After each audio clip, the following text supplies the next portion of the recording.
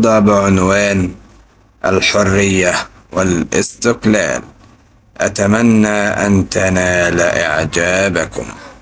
فاصغي إلي واستمع.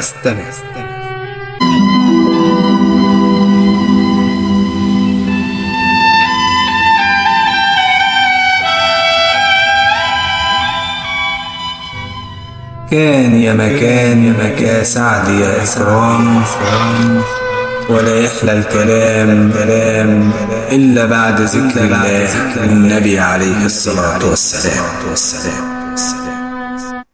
كان في يوم من الأيام كان علي شابا في العشرينات من عمره، يعيش في بلدة صغيرة برفقة عائلته، وكان يعمل بجد في محل والده الذي كان يبيع